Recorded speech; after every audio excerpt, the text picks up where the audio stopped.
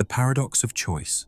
You stand in front of 100 doors, all of them slightly open, all of them promising something. Some whisper of happiness, some flash of fulfillment. And in your hesitation, the moment begins to slip away. There's a quiet anxiety that lives in abundance. In the early 2000s, psychologist Barry Schwartz offered a name for this ache. He called it the paradox of choice. He didn't mean that choice is bad. He meant that too much of it changes us. In his book and TED Talk, Schwartz explored a world that promised more freedom, more happiness, more opportunity, through more options. But as the choices expanded, so too did the burden of choosing. He saw it everywhere. In the grocery aisle, where 20 brands of toothpaste now wait. In relationships, where infinite scrolling has replaced quiet conversation. In careers, where one path leads to another, and another, and another. And what he found was that more choice didn't always lead to more satisfaction. Sometimes it led to paralysis, sometimes to regret, sometimes to an aching sense that you've chosen wrong. Because when you have so many options, every decision becomes heavier. Each door you walk through means 1,000 you didn't. And every small disappointment begins to echo. What if I had picked the other one? Even joy begins to fracture. Because we don't just experience what we choose, we imagine the alternatives. And in those imagined lives, we are always slightly more successful, slightly more loved, slightly more fulfilled. The shadow of what might have been begins to dim the light of what is. Schwartz wasn't calling for limits. He wasn't asking us to live with less.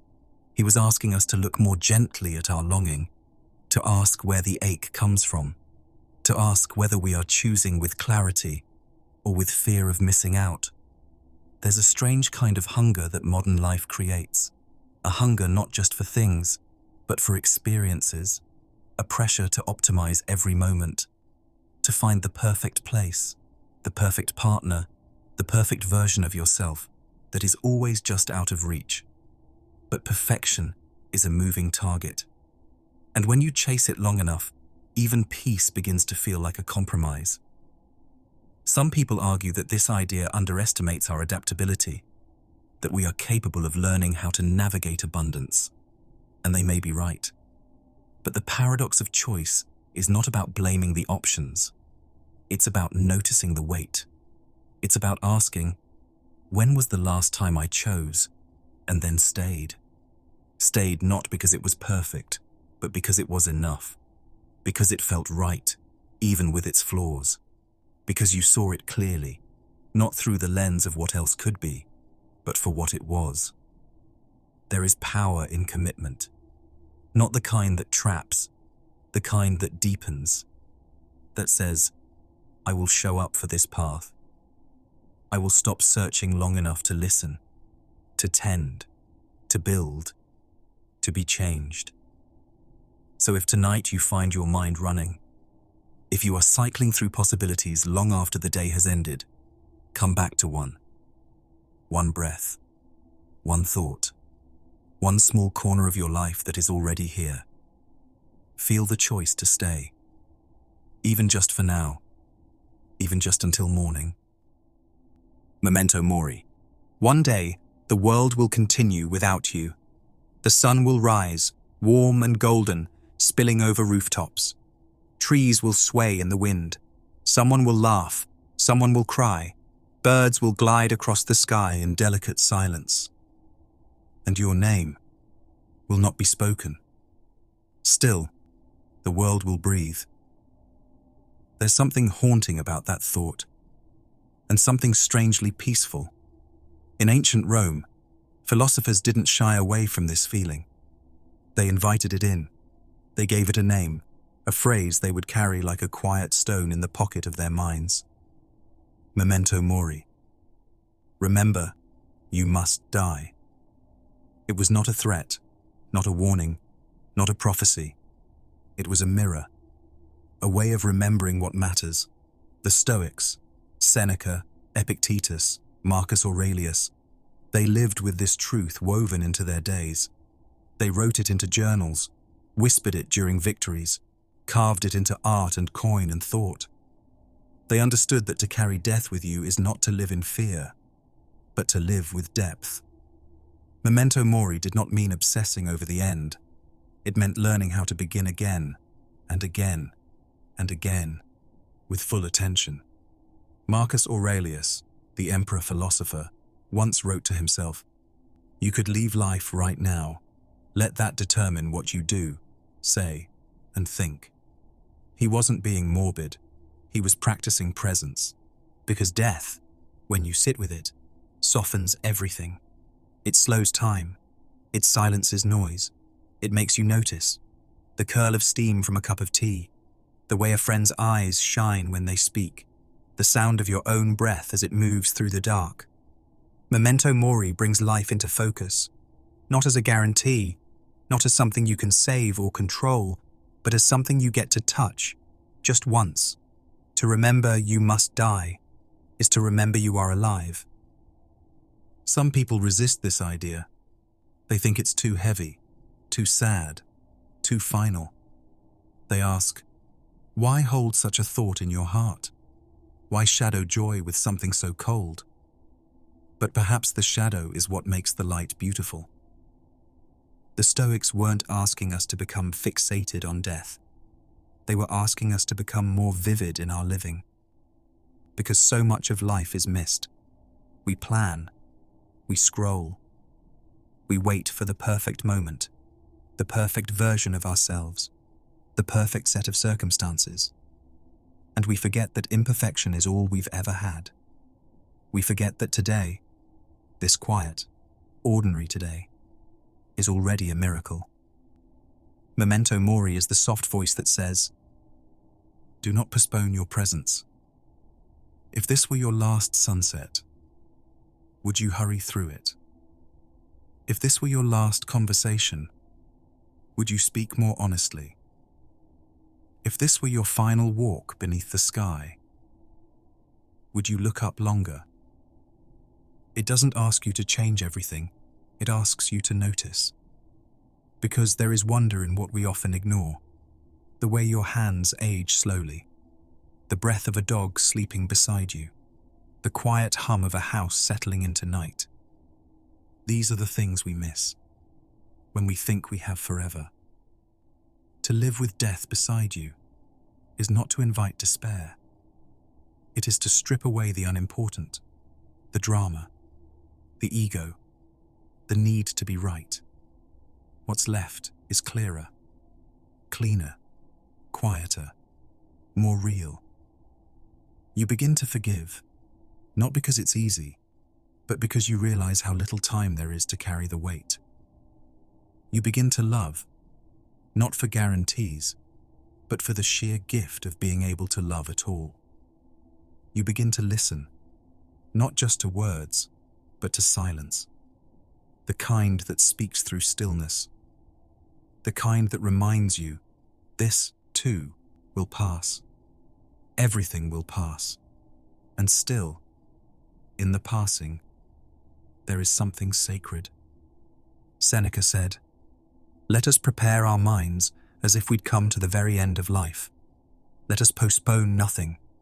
Let us balance life's books each day."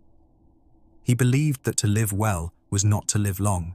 It was to live meaningfully, to live with eyes wide open, to live as if each gesture might be the last, a kind word, a deep breath, a gentle touch.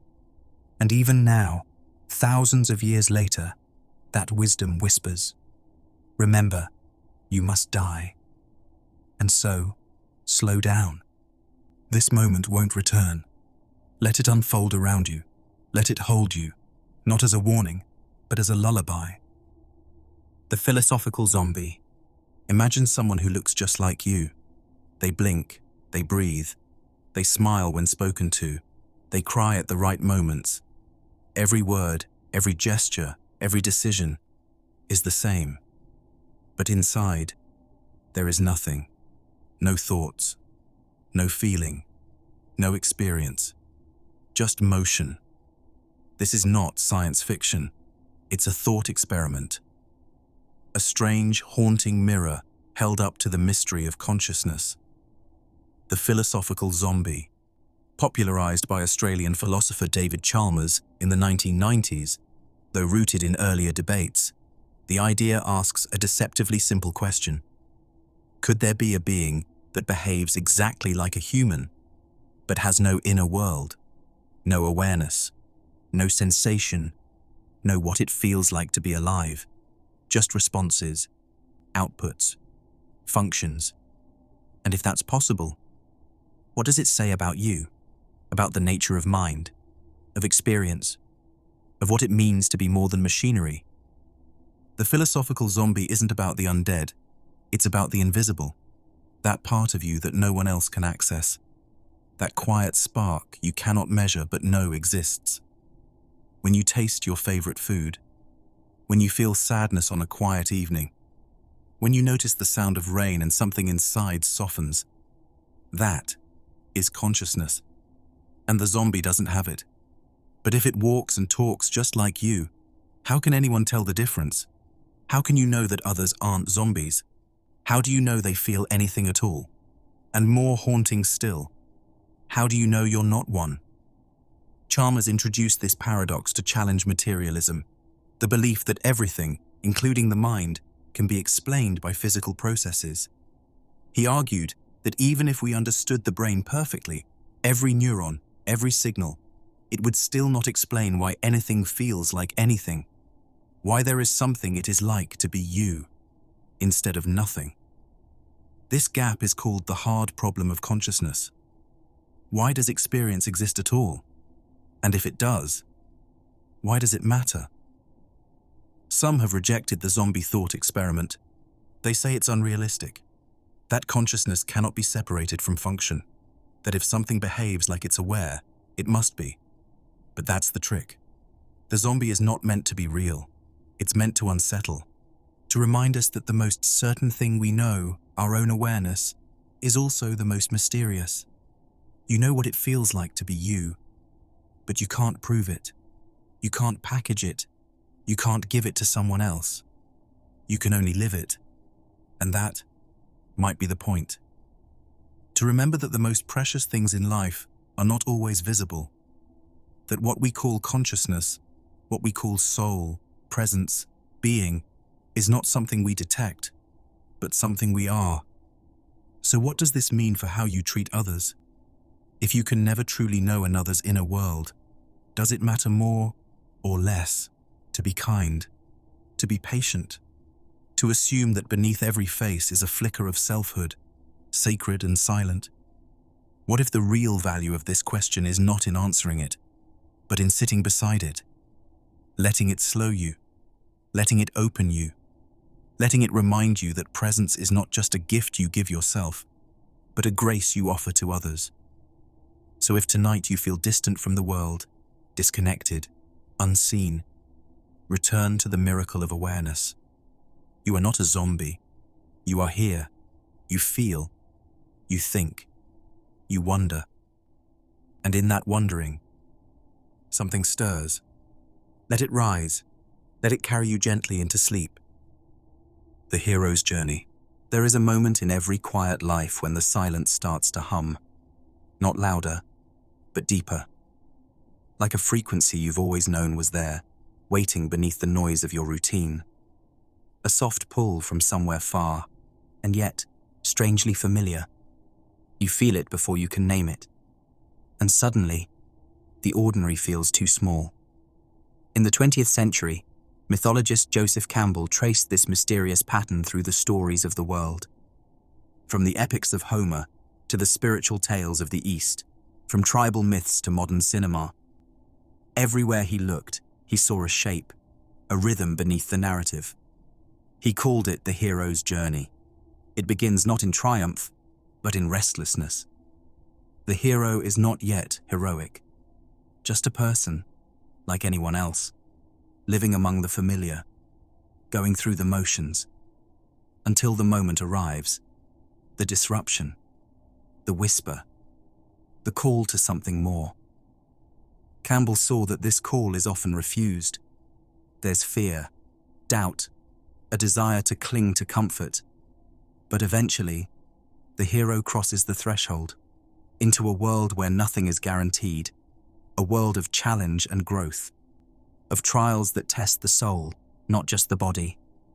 Along the way, there may be guides, friends, shadows, and eventually, the descent, a dark night of the soul, the part of the story where the hero is stripped of everything they thought they were. It is here, in the quiet chaos, that transformation begins. The return is not the end. It is the beginning of a different kind of life, a life touched by wisdom, a life lived in service, not spectacle. But Campbell's insight wasn't just about myth, it was about you. Because the hero's journey is not a story you hear, it is a pattern you live. The moment you question the path you're on, the moment you step away from what's safe, the moment you suffer and rebuild and try again. You may not fight dragons, but you have faced grief, loneliness, the slow erosion of a dream you once carried so brightly. You may not wear armor, but you've walked into rooms holding back tears and still managed to smile. And perhaps most heroic of all, you kept going. Some say the hero's journey is too neat, that real life is messier, less structured. And yes, they're right. Life is not a circle. It's a spiral, a wandering, a mystery that doesn't always offer closure. But maybe the power of the journey isn't in its order. Maybe it's in its recognition, that you are not lost, just in a chapter. That growth feels like falling before it feels like flight. That sometimes the lesson is not in the destination, but in the walking itself. What if your fear is not a warning, but a doorway? What if the version of you waiting on the other side is not better, but more true? What if the things you carry, the scars, the questions, the quiet ache, are not signs of failure, but signs that you have stepped into your story fully? Campbell believed the hero does not journey to gain something external. They journey to remember, to rediscover what was always inside, and to bring it home, not as a prize, but as a gift. So tonight, if you feel called, gently, inexplicably, if something within you knows there's a next step, listen. You do not need to feel ready. The road does not ask for perfection, only presence, only the courage to begin. And when you do, the story will begin to unfold around you. Not all at once, not with clarity, but with rhythm. And in that rhythm, you will find the next breath, and the next. Amor Fati.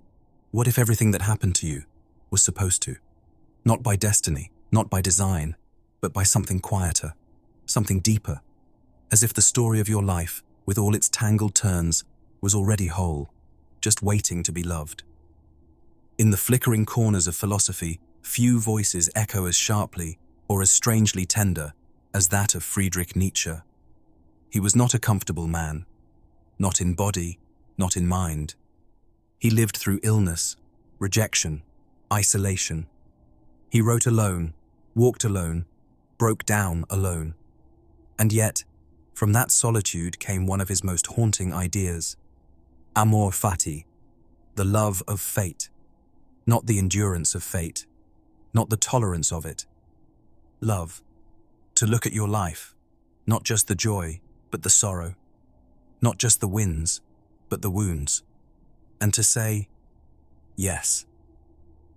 Nietzsche did not believe in a universe that made promises. He saw no divine guarantee, no moral balance sheet waiting to be squared. What he saw was chaos, noise, unfairness, and yet he looked at it all and asked, can you embrace it anyway? Can you love the story as it is, not as you wish it had been? Amor Fati begins with a question. What would it mean to say yes? To everything? To the moments you've cursed, to the heartbreaks you've tried to forget, to the detours, the delays, the disappointments. Could you love even those? Not pretend they were good, not call them blessings, but look at them honestly. and love them not for their comfort, but for their truth. Nietzsche's version of strength was not about victory. It was about willingness. The willingness to feel, to face, to return again and again to the life that is already yours, without editing. He imagined a test, a kind of thought experiment. What if a demon came to you one night and said, "You must live this life, this exact life, again and again, for eternity"? No change, no erasure, every mistake, every moment. Would you fall to your knees? Or would you rise, smiling? This, Nietzsche believed, was the ultimate affirmation. To live in a way that you would say yes, again. Some have questioned this idea. They say it glorifies suffering, that it asks too much, that it risks making peace with pain instead of preventing it. And perhaps they are right. But Nietzsche was not handing out comfort. He was holding up a mirror. He wanted us to see what we do with our pain, to see how often we try to outrun it, rewrite it, pretend it was never part of us. But what if healing does not mean escape? What if it means return? What if the parts of your life that feel like shadows are only waiting to be seen differently? To say, Amor Fati is not to love passively. It is to love actively. It is to open your hands and hold what is without shrinking. It is to meet your fate with your full face, scars and all, and greet it like a teacher, not a thief. You begin to see that nothing was wasted, that the detours led somewhere, that the silence taught you how to listen, that the heartbreak softened your edges just enough to let the light in. It is not an easy love, but it is a real one. And in that love, something shifts. You stop asking, "Why me?" You start whispering, "Yes." Not with understanding, but with trust. Not with control, but with presence. And little by little, the story begins to feel like yours again. So if tonight you feel the weight of what could have been, if you're tracing the outlines of a life you didn't plan, let it rest. Let it be part of the whole. Let it be beautiful. Not because it was painless, but because you lived it. Fully. Willingly. And maybe one day, even joyfully. The shadow self. There is a part of you that only speaks in silence. It watches from the corners, moves behind the glass of your reflection, and when the lights go out, it does not vanish. It stirs. Carl Jung called it the shadow, not because it is dark, but because it is hidden. Jung, the Swiss psychiatrist and depth psychologist, began shaping this idea in the early 20th century. He had walked beside Freud for a time, then diverged, drawn towards something older, more mythical, more personal. Jung believed that each of us carries a private underworld, a place where all the parts of ourselves we've disowned go to sleep. The emotions we're told are unacceptable, the impulses we fear, the truths we are not ready to say aloud. They do not disappear. They wait.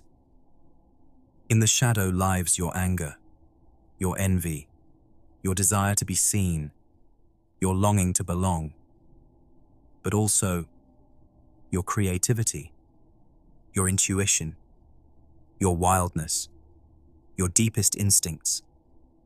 Jung didn't believe the shadow was evil.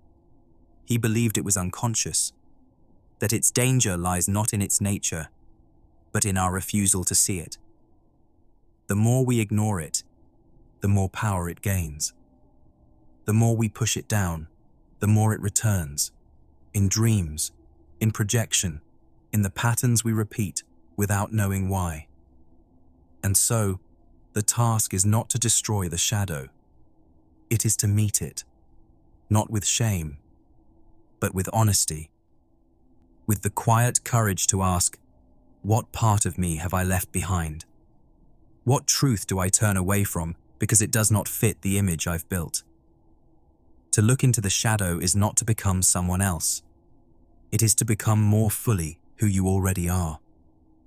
Integration, Jung said, is the path to wholeness. The self is not found in perfection. It is found in contrast, in the place where opposites meet. But this work is not simple. It asks for stillness, for patience, for a willingness to hold contradiction in your hands without rushing to resolve it. Some say that looking inward this deeply is dangerous, that it leads to paralysis, to narcissism, to endless self-focus. And maybe it can. But Jung was not asking us to collapse into ourselves. He was asking us to wake up, to stop walking through life half asleep, reacting to the world without understanding the internal forces shaping those reactions. The shadow becomes a guide, not because it has answers, but because it carries the questions we've avoided for too long. What do I resent? What do I envy? What do I secretly hope for? And why does that hope scare me? This is not about judgment. It is about witnessing, seeing the parts of yourself you were taught to exile, and choosing to sit beside them, gently, to say, I see you. You belong here too. And as you do, something changes. You begin to soften. You begin to listen more, argue less. You begin to recognize your own reflection in others, not just the light, but the shadows too. And suddenly, there is more room for complexity, for forgiveness, for growth. So if tonight your thoughts feel unfamiliar, if something buried begins to surface, do not rush to cover it. Let it rise. Let it speak in its quiet voice. It may not offer comfort, but it may offer truth. And sometimes, that is the beginning of freedom. Eudaimonia. There is a kind of happiness that doesn't shine. It doesn't shout. It doesn't chase. It lingers, like the warmth left behind by morning light on stone. In ancient Greece, long before happiness became a fleeting feeling or a slogan printed on mugs, a man named Aristotle asked a different question. Not how to feel good, but how to be well. Not pleasure, but something deeper. Eudaimonia. It's a word that doesn't translate easily. Some say happiness, some say flourishing, but even that feels too shallow. Aristotle believed that a good life is not something that happens to you, it's something you build. He wrote about this in the 4th century BCE, in his work known as the Nicomachean Ethics. It was a letter to his son, and in many ways, to all of us. A gentle invitation to look not at how long we live, but how we live. To ask, what kind of life is worth living? Eudaimonia, he said, is not a mood. It's not found in moments of pleasure or escape. It's found in alignment, when your choices reflect your values, when your actions follow your wisdom, when you live in accordance with your nature, not the nature that's given to you, but the one you shape through reason, through courage, through care. Aristotle didn't believe you were born whole. He believed you became. And that becoming takes time. It takes thought.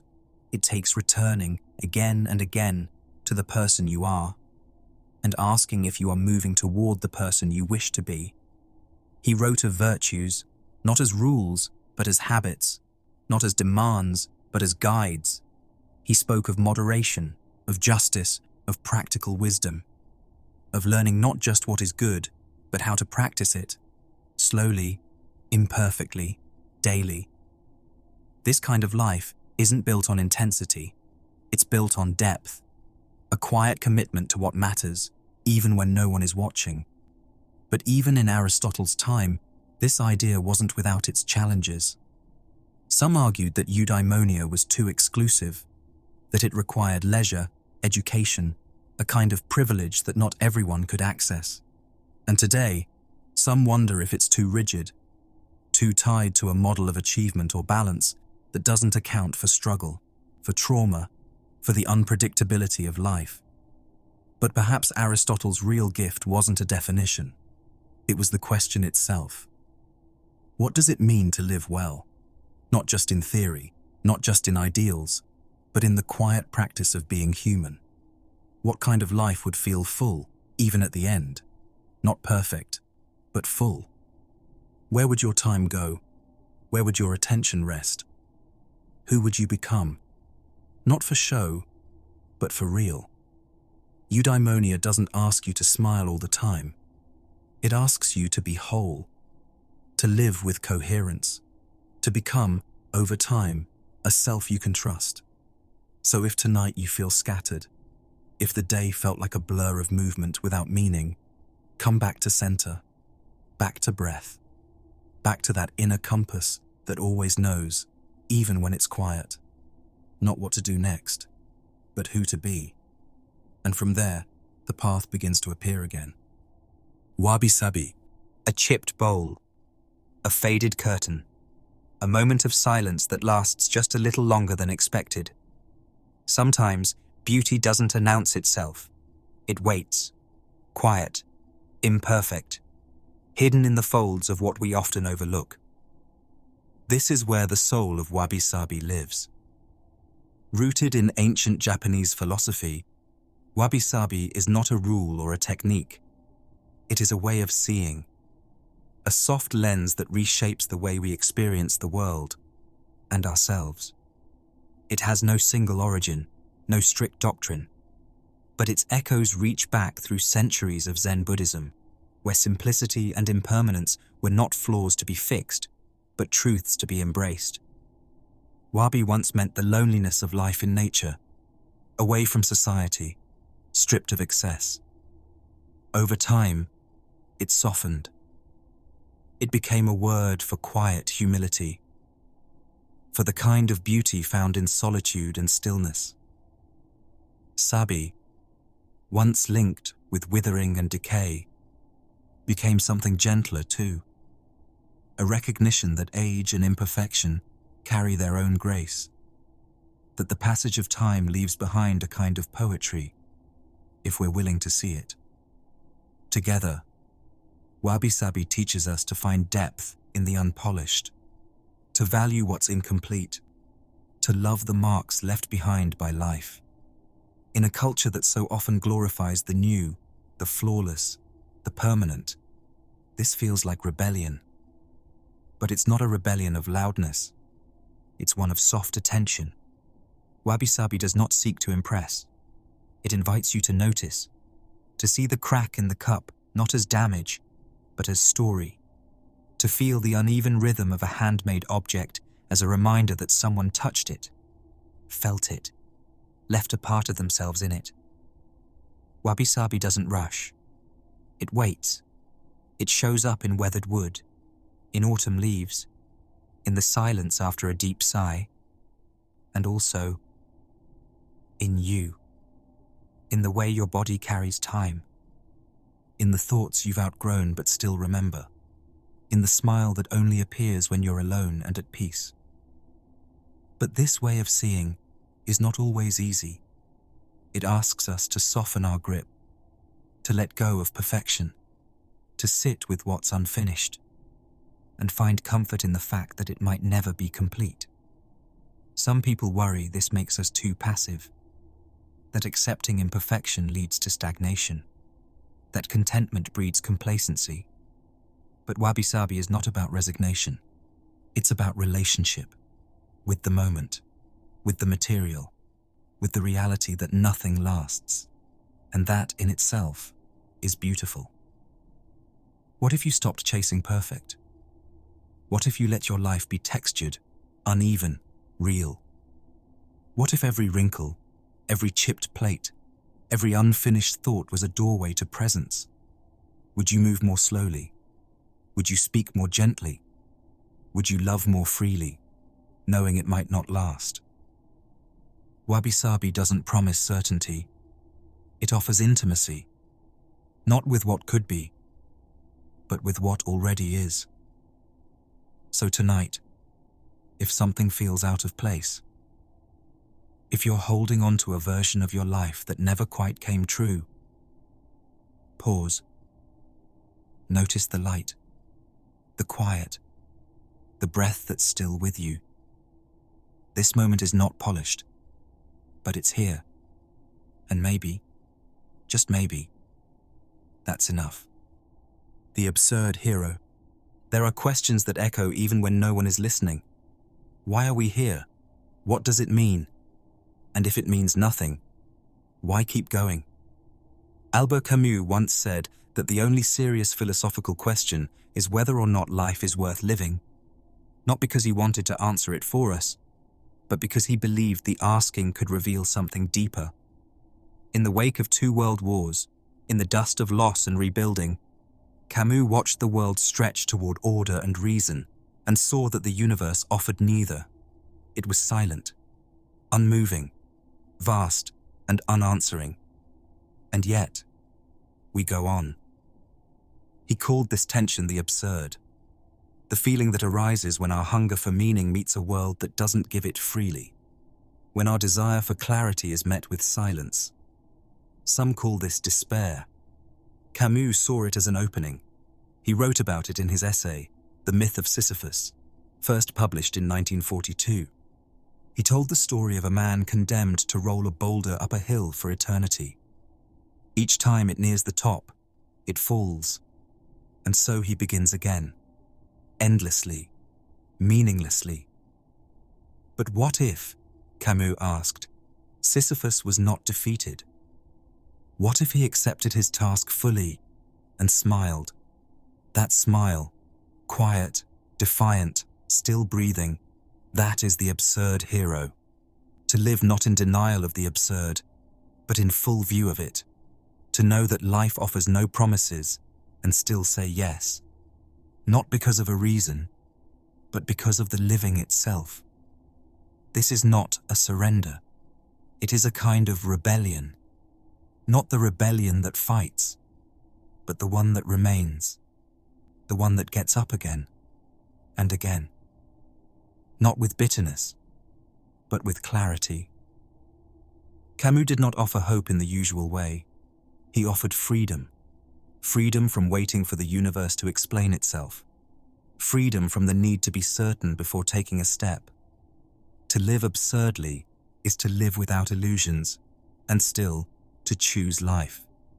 Some found this idea unsettling.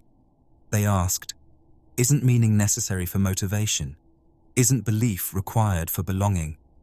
And perhaps that's true for some. But Camus wasn't trying to take meaning away. He was reminding us that we can make it, that even in a world without guarantees, we can love, we can create, we can choose to be kind, not because it earns us something, but because it affirms our shared breath. What if the meaning isn't something we find, but something we make? What if your reason to wake up tomorrow is not written in the stars, but etched softly into the life you build with each breath, each gesture, each unfinished dream? You don't have to solve everything. You don't have to know. You only have to live. To feel the weight of the stone in your hands. To climb. To fall. To begin again. And to find, somewhere in the repetition, a strange kind of peace. So if tonight you feel like nothing makes sense, if the world feels distant or hollow, know this: you are not alone in the asking. And even here, in the unknowing, you are still the hero. The one who sees the silence and still dares to sing. Wu Wei, there is a way the river moves that doesn't seem to try. It flows over stones, bends with the earth, slips past every barrier, not with force, but with grace. This is where the wisdom begins.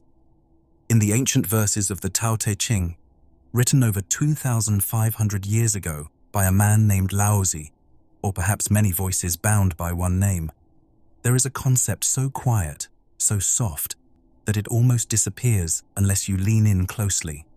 Wu Wei, often translated as non-action, but not inaction. It is the art of effortlessness, of doing without forcing, of aligning so deeply with the current of life that action and nature become one. Laozi saw this not as weakness, but as harmony. The way a tree grows without strain. The way seasons shift without command. The way water wears down mountains, not with violence, but with time. Wu Wei invites us to live with that same kind of rhythm. To move not through struggle, but through presence. Not by seizing control, but by surrendering to flow.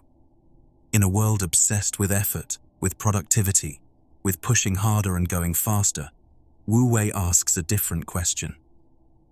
What if you let go? Not give up, but soften. What would happen if you stopped grasping for the answer and allowed the answer to arise? What would change if you stopped forcing the next step and trusted the path beneath your feet to reveal itself? Some people mistake this for passivity. They think it means doing nothing, floating aimlessly. But Laozi never praised laziness.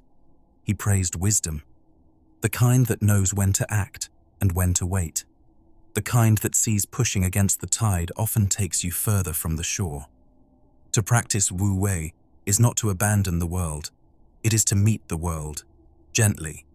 To trust that when you are aligned, less effort is required. Because the river does not rush, and still it reaches the sea. You may feel this in your own life, in the conversations that flow, in the work that feels light in your hands, in the love that blooms without being chased. That's Wu Wei. But you may also feel the opposite, the friction of resistance, the weight of control, the exhaustion of always trying to bend life to your will. And maybe, in those moments, there's another way. A way of stepping back, of loosening your grip, of remembering that you are not separate from the world.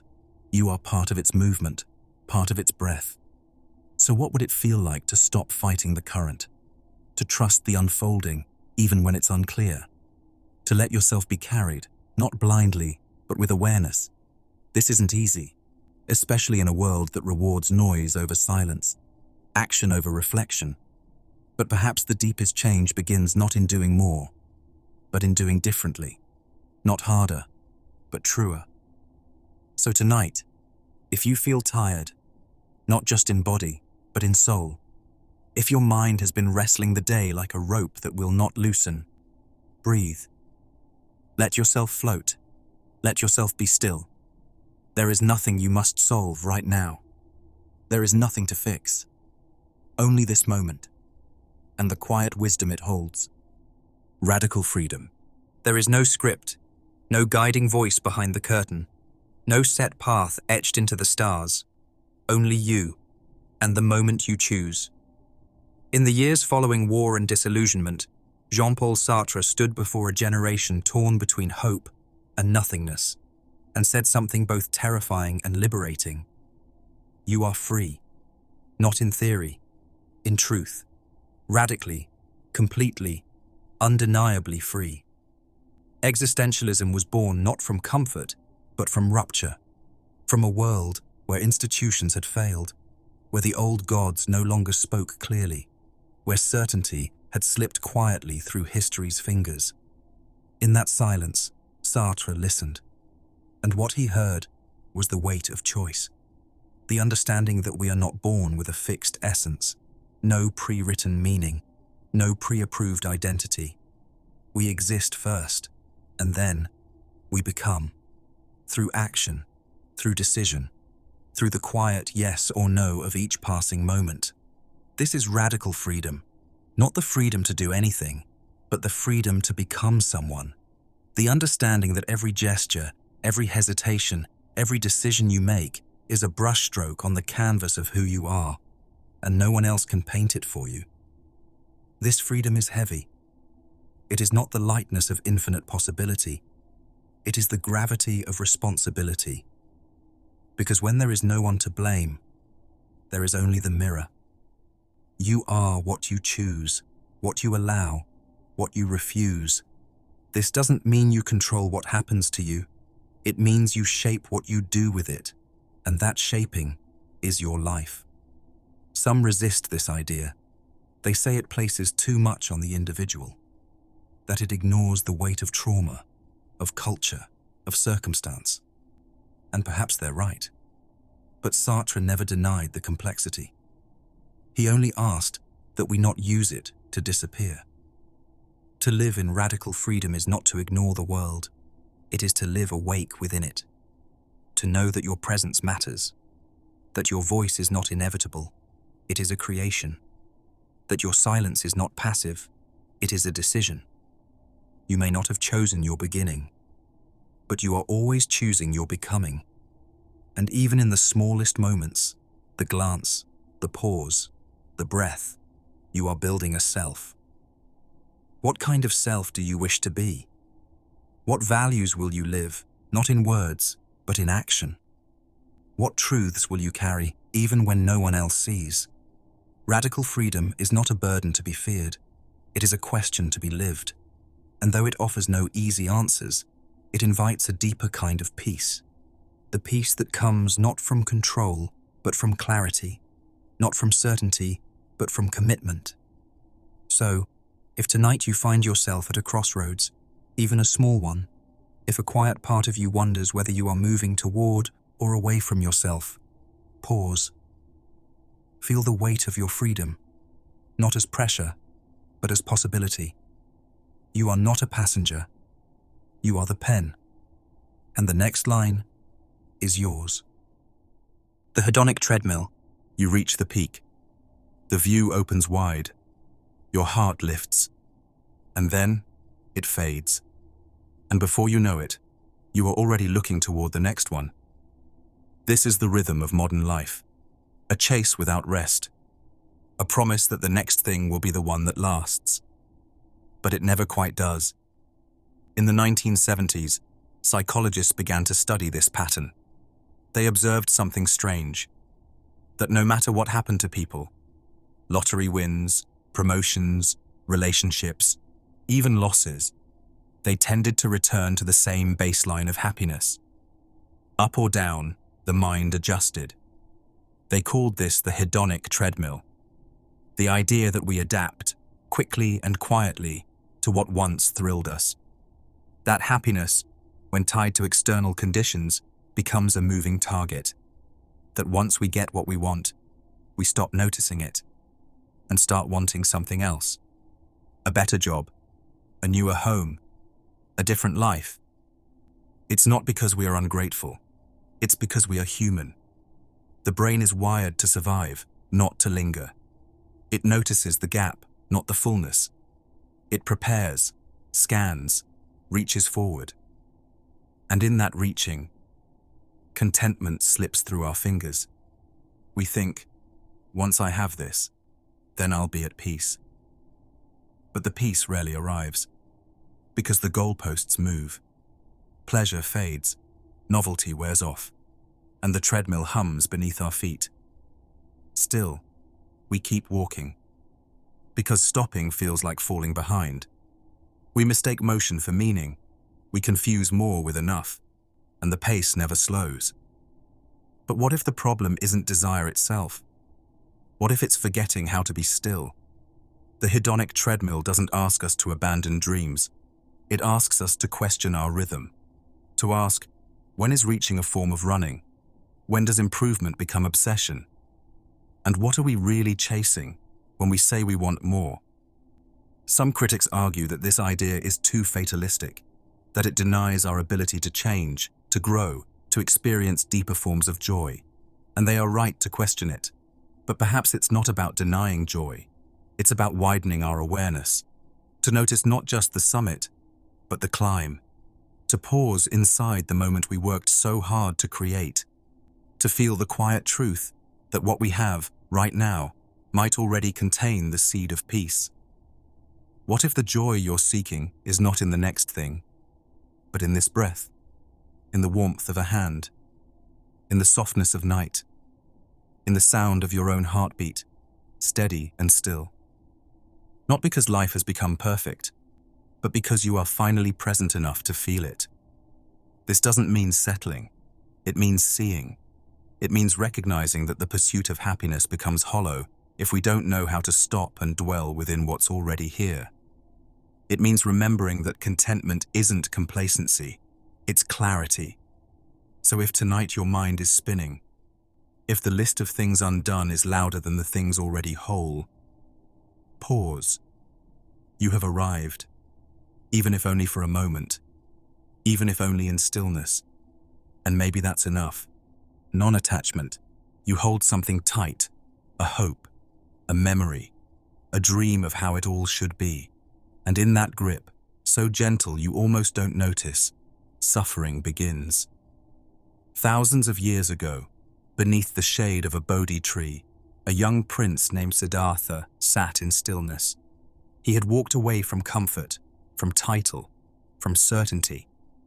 What he sought was not wealth, but understanding. What he found became the heart of a path. He would come to be known as the Buddha, and among the truths he taught, one flowed through all others, that we suffer because we cling. We attach to what we love. We grasp at what we fear. We try to hold time, people, moments, as if the tide could be told to stay. But everything changes, everything shifts, and the more we resist, the more we ache. Non-attachment is not a command to feel less. It is an invitation to feel more freely, to love without holding, to grieve without drowning, to be present, not in control, but in relationship, to live without trying to possess what was never ours to keep. The Buddha saw that craving, tanha, is the root of so much sorrow. The craving for things to stay the same, to be certain, to be permanent. But permanence is a mirage. Even now, as you listen, something inside you is shifting. Thoughts passing, cells renewing, breath moving in and out.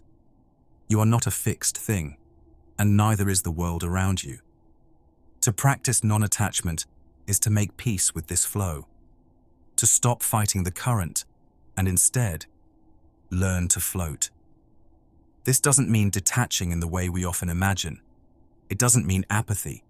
It doesn't mean coldness. It means presence. It means seeing things as they are, transient, shifting, alive, and choosing to meet them with soft eyes. You can still care, still dream, still love, but without the grip, without the story that says, this must last, or it meant nothing. Some voices have pushed back. They say non-attachment sounds like withdrawal, like an escape from emotion, from intimacy, from the richness of life. But that's not what the Buddha taught. Non-attachment doesn't close you off. It opens you. It lets you love fully, without fear of loss. Because you no longer demand that things stay the same. You accept that everything you touch will change. And so you touch it more gently. You hold it with reverence, not ownership. You say goodbye, not because it's easy, but because it's real. This is not a path of denial. It's a path of surrender, the kind of surrender that makes space for peace. So what are you clinging to? What part of you is still holding on, not because it serves you, but because it feels familiar? What might open if you let it go?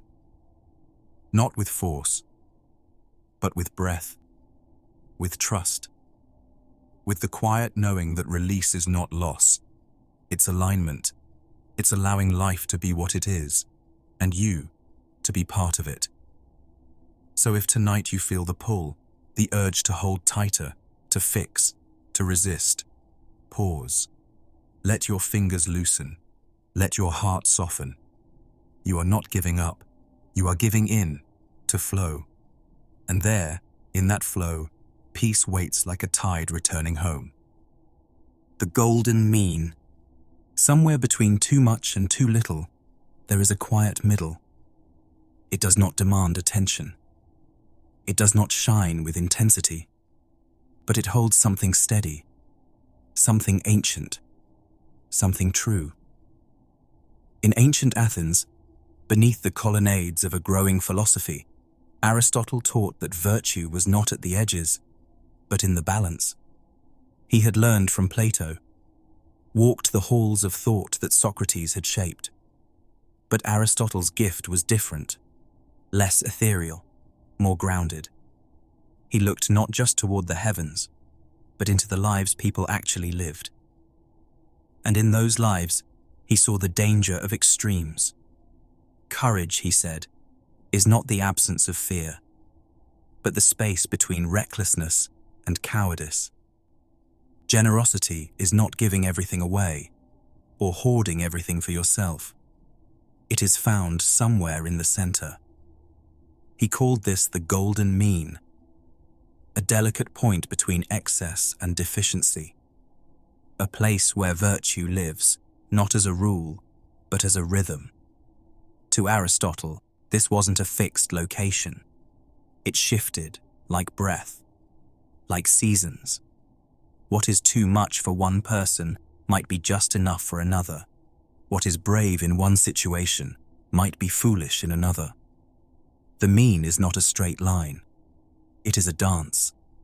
It asks you to pay attention, to feel your way forward, to respond rather than react. He did not teach this as a rigid formula. He taught it as a way of being. To live well is not to be perfect. It is to be in harmony with yourself, with others, with the world around you. But the golden mean is not always easy to find. We live in a time that celebrates the extreme. Faster, louder, more. And yet, the center still waits, quietly. It lives in the decision to speak truthfully, but kindly. To act decisively, but patiently. To love deeply, but not lose yourself. Some critics say that moderation is too passive, that it asks for compromise when clarity is needed, that sometimes the world demands boldness, and that may be true. But boldness is not always found in extremes.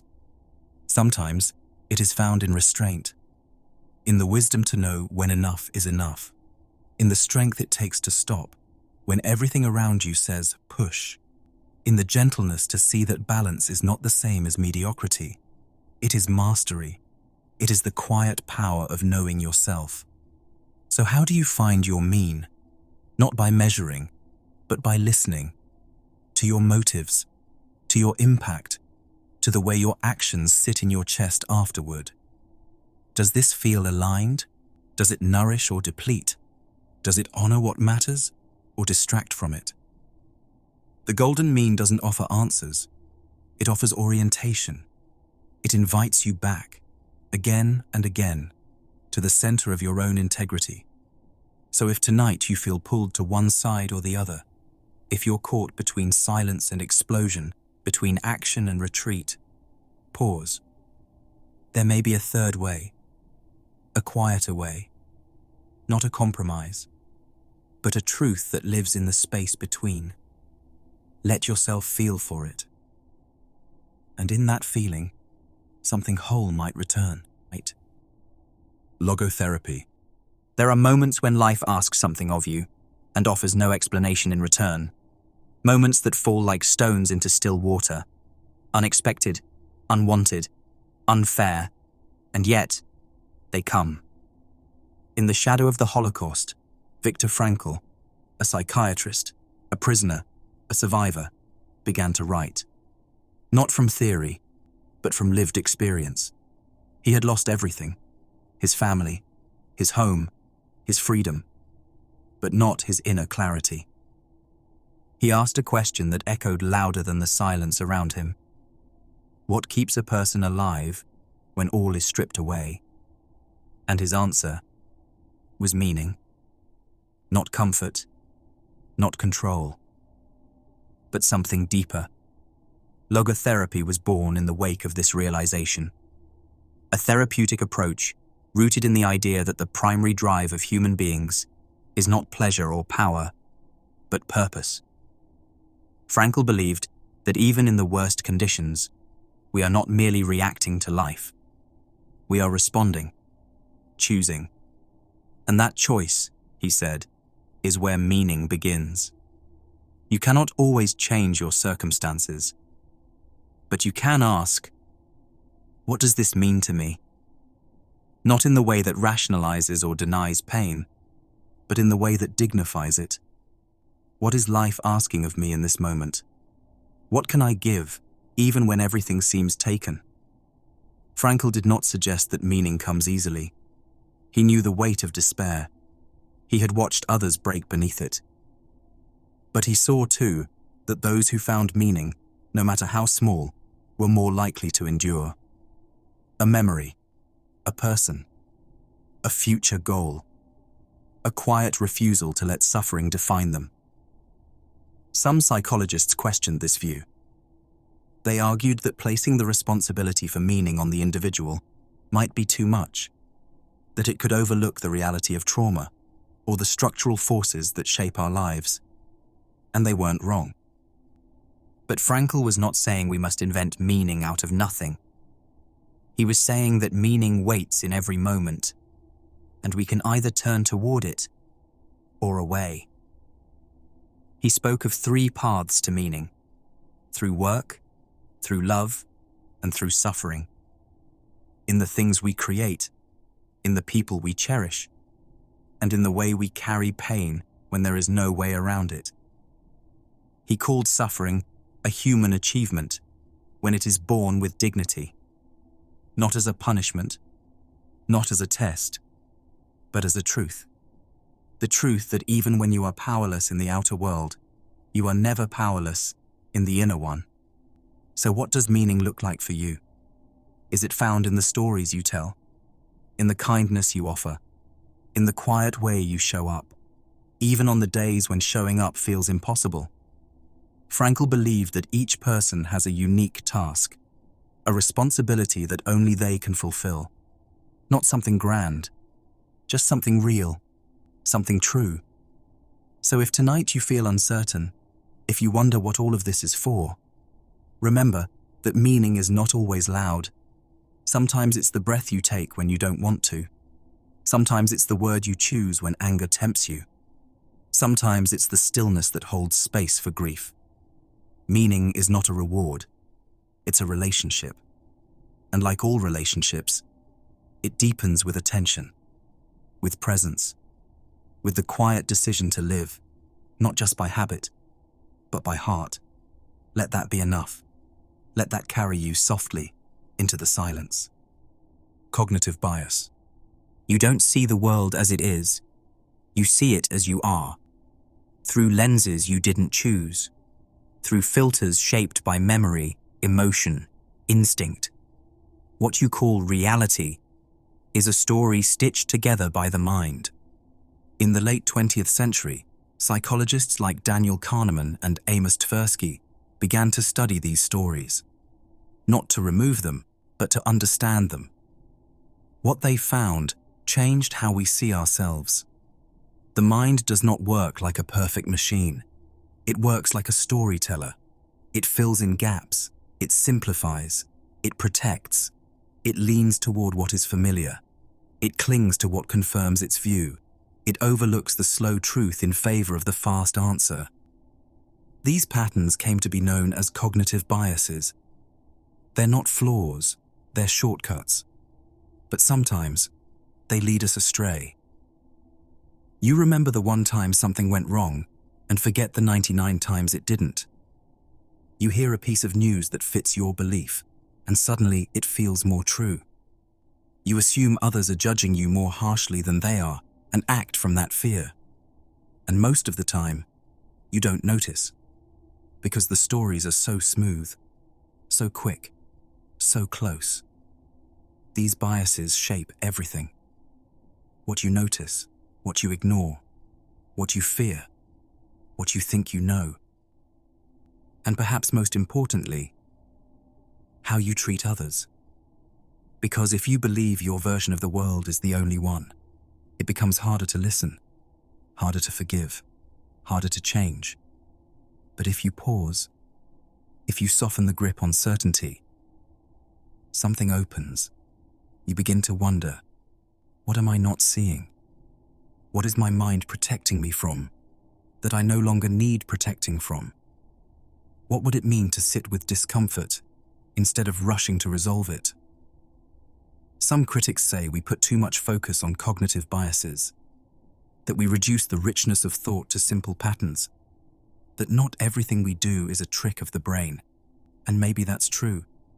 But perhaps the point is not to blame the bias, it's to become aware of it, not to erase the lens, but to recognize it, so you can hold it lightly, so you can ask more often, is this mine, or was it given to me? Is this truth, or is this habit? And how would I behave if I knew the difference? The more gently we examine our thinking, the less we need to defend it, the more space we make for listening, for humility, for growth. You are not your first reaction. You are not your assumptions. You are the awareness behind them. And that awareness is where clarity begins. So if tonight you find your thoughts repeating, spinning a narrative that feels too tight, too certain, too loud, breathe. Step back. Watch the story form. And know you can choose to listen more slowly. Ubuntu. You are not alone. Even in silence, even in sleep, even when no one speaks your name, something of you continues in others, and something of them lives in you. Ubuntu is not just a word. It's a way of seeing, a way of being, a quiet, ancient rhythm carried in the voices and hearts of many African cultures, especially in the southern regions of the continent. It flows through languages like Zulu and Xhosa, often spoken as Umuntu ngumuntu ngabantu. A person is a person through other people. This is not metaphor. This is a truth. Ubuntu does not ask who you are, but who you are with. It does not measure you by what you own, but by what you give, by how you greet, by how you hold space for someone else's story, even when it is different from your own. It is a philosophy without sharp edges. It cannot be cornered by dogma or reduced to slogans. It is presence, relational, rooted. It reminds us that identity is not a single strand, but a tapestry, that your well-being and mine are not separate pursuits, but bound together like breath. Archbishop Desmond Tutu spoke of Ubuntu often. He said it was the essence of being human, that it meant recognizing the humanity in others, and by doing so, restoring the humanity in ourselves. Ubuntu is what holds communities together, not through law, but through care, through the understanding that when one of us is diminished, all of us are. But this way of seeing has its challenges. In a world that often prizes the individual, Ubuntu whispers something softer. That freedom is not isolation, that dignity grows in connection, that you are not less because someone else shines. You are more because they do. Some might say this philosophy risks erasing the self, that in too much belonging, we can lose our boundaries. But Ubuntu does not ask you to disappear. It asks you to expand, to become more fully yourself in relation to others, not diluted, deepened, not blended into sameness, but harmonized into something more whole. What would change if you truly believed that every person who crossed your path was part of your becoming? Not just the ones you admire, even the ones who challenge you, the ones who test your patience, the ones who remind you of the parts of yourself you've left behind. Could you listen more gently? Could you see yourself reflected in the other's eyes? Ubuntu asks not for perfection, but for presence. A hand held longer, a silence honored deeper, a word offered more carefully. It is in the small things, the way we show up when no one is watching, the way we tend to each other's wounds, seen or unseen. Ubuntu lives in the pause before judgment, in the question, what does this moment ask of me, not just for my sake, but for hours. So if tonight you feel alone, if the edges of the day left you distant or unseen, know this: you are part of something. Already. You do not need to earn belonging. You were born into it. And even now, in the quiet space between these words, someone, somewhere, breathes beside you. Let that be enough. Let that remind you. You are never just you. You are always us. The overview effect. Imagine drifting beyond the sky. No streets, no borders, no names, just a silent blue sphere glowing softly in the black, one breath away from everything. The overview effect was not discovered in a lab.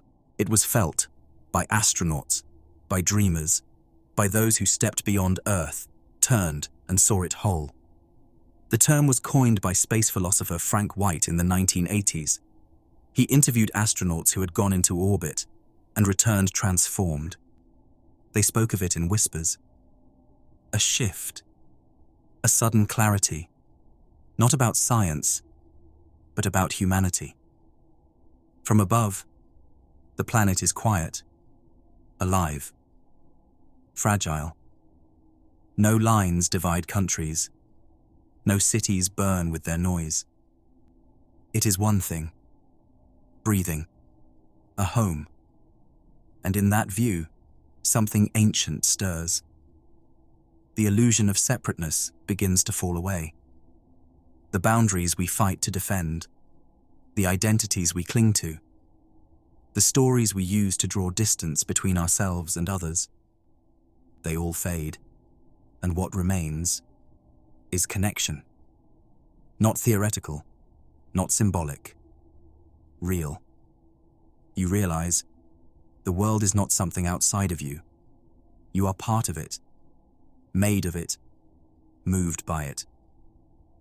The overview effect is not a theory. It is an experience, a window into the truth we forget in the noise of daily life, that you are not alone, that none of us are. It's easy to forget, easy to lose ourselves in the small battles, in the schedule, in the algorithm, in the quiet ache of comparison. But from up there, the stories fall away, and what's left is awe. The astronauts describe it with difficulty. Language, they say, is too small.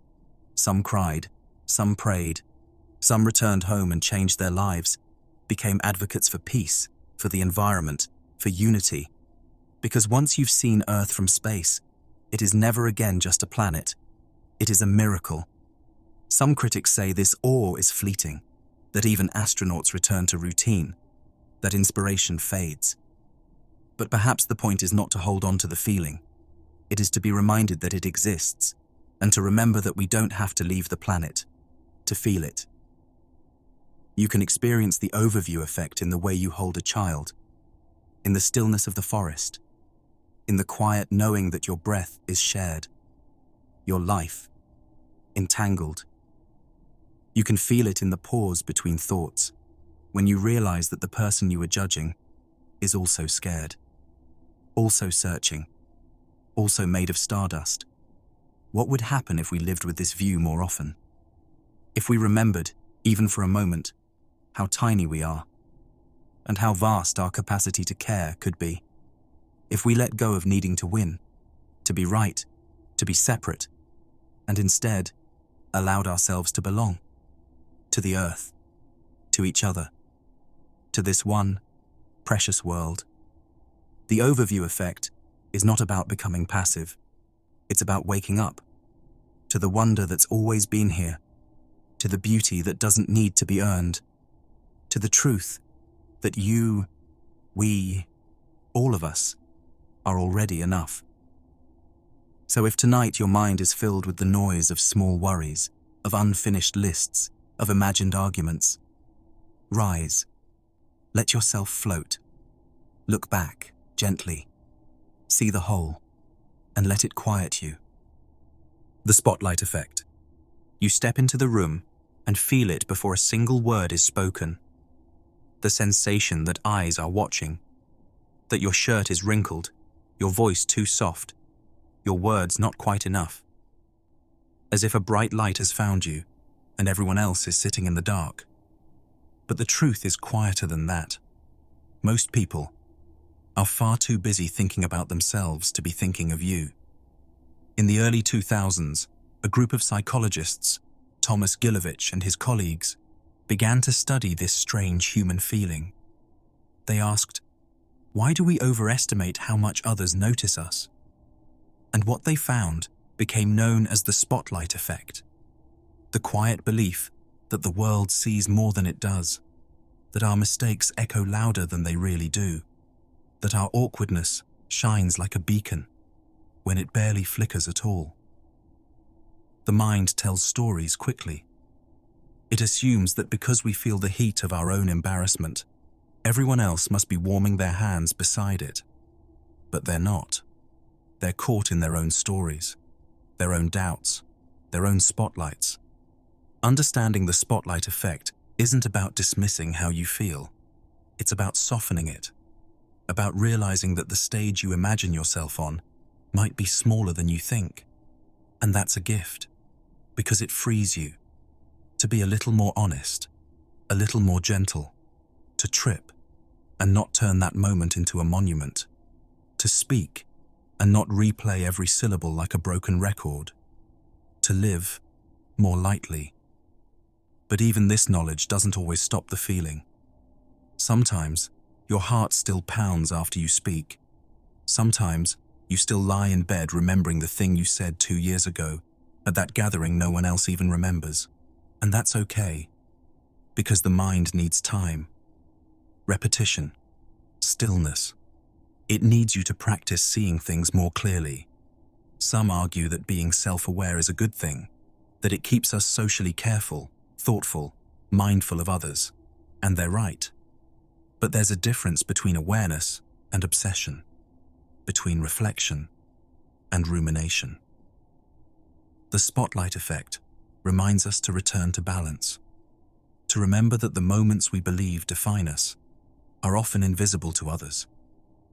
And if they do notice, if someone sees your mistake, your misstep, your too loud laugh, or mispronounced word, that too is human. That too is okay. You are not a performance. You are a person. And people stumble. People forget the script. People grow in the gaps. So what if, the next time you felt the heat of imagined judgment, you simply paused? What if you asked yourself, softly, is this true? Is this spotlight real, or is it one I turned on myself? What would it feel like to dim the light just a little? To step back into the comfort of being one person among many? No brighter, no smaller, just real. So if tonight your mind replays the day, if it magnifies what went wrong or loops a scene you wish had gone differently, let it slow. You are not the center of the world, and that too is a kind of peace. Let it wash over you. Let it ease you into sleep. The spotlight fades, and the quiet returns. Eternal recurrence. What if this moment returned to you, again and again, forever? Every breath, every word, every silence. Lived not once, but endlessly. Friedrich Nietzsche did not believe in gentle questions. He believed in questions that shattered comfort, that cracked open the mind and let the dark sky in. In the late 19th century, he introduced one of the most haunting thought experiments in modern philosophy. Not a theory of time, but a mirror for the soul. He called it eternal recurrence. The idea is simple and terrifying. Imagine a demon whispers in your ear late one night. This life, as you now live it, with all its pain, all its joy, every regret, and every triumph, you must live it again, not once more, but infinitely. Every breath, every glance, every mistake, every hour, over and over, for eternity. Would you fall to your knees in despair, or would you say, yes? Nietzsche wasn't asking you to believe in reincarnation. He was asking you to look at your life, honestly, and to ask, am I living in such a way that I would choose it again? Not just the highlights, not just the moments that sparkle, but all of it. Would you live this ordinary Wednesday again? This passing hour? This breath? Eternal recurrence is not about time. It's about intention. It's about presence. It's about living so fully, so truthfully, that you would not trade this moment, even with its weight, for anything else. It is a brutal idea, and a liberating one, because it does not ask for perfection. It asks for participation, to live with your eyes open, to stop postponing your presence, to treat the smallest gestures with reverence, because if they return to you forever, they matter deeply. Some have criticized this idea. They say it creates pressure, that it suggests we must love every second of our lives or we have failed. But Nietzsche was not offering a judgment. He was offering a compass, a question to carry, not to trap you in guilt, but to wake you up, to shake you from the trance of distraction, because we forget. We wait for later. We live as though life begins when things are easier, when we are better, when the conditions are just right. But what if it begins now? What if this quiet moment, this one, is all there is? And what if that's not a tragedy, but a kind of grace? You don't have to change everything. You don't have to know your purpose. You only have to ask, what would it mean to live today as if it might be repeated forever? How would you speak to yourself? How would you love those around you? What would you let go of? What would you hold more gently? Eternal recurrence is not a sentence. It's an invitation to live deliberately, to choose consciously, to shape your life not as something to endure, but as something to affirm. So if tonight you feel stuck, if life feels like a loop, repeating with no meaning, ask, what if I am not trapped in repetition, but invited into presence? What if the cycle is not punishment, but practice? And what might change if I lived as though I had already said yes? Mind as reality shaper. The world you see is not just out there, it's also in here, painted by the mind, lit from within, shaped by a consciousness that quietly colors every corner of what you call reality. In the 18th century, Immanuel Kant sat with a problem. He asked, how do we know what we know? What is it exactly that we see when we see the world? He wrote of it in his monumental work, The Critique of Pure Reason, a book that reoriented philosophy with a single radical thought, that the mind does not simply receive reality, it builds it. That space and time are not things we discover. They are conditions we impose, like lenses we were born wearing, shaping everything before it even enters awareness. To Kant, there were two kinds of reality: the noumenal world, the world as it is, beyond our perception, and the phenomenal world, the world as it appears to us, through the filters of human cognition. We never touch the nominal directly. We live in the phenomenal, and our minds, without asking, structure the raw material of existence into something coherent, something we can navigate, something we can name. The mind, he said, is not a mirror. It is an architect. And this changes everything, because it means that the world you experience is not purely objective. It is shaped, always, by the structure of your awareness, by the categories of your thought, by the very way your mind turns chaos into meaning. Some critics resisted this idea. They feared it led to solipsism, that nothing outside the mind was real. But Kant wasn't denying the world. He was honoring its mystery. He was saying, the world exists, but our access to it is always filtered, always touched by the human hand.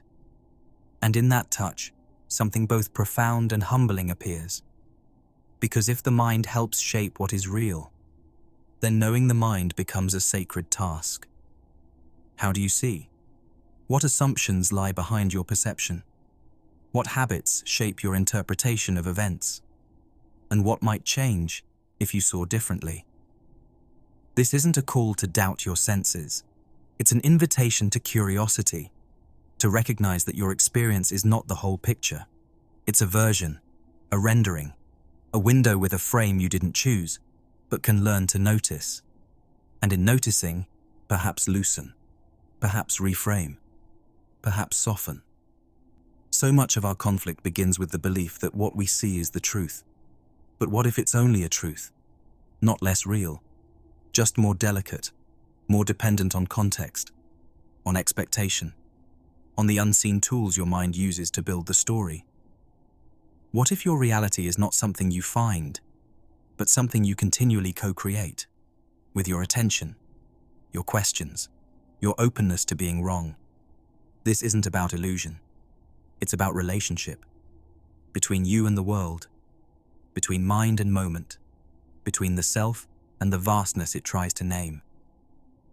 So if tonight your thoughts feel tangled, if the world seems sharp, fixed, unchanging, remember, you are not separate from what you see, and that knowledge can become compassion for yourself, for others, for a world still being shaped, one thought at a time.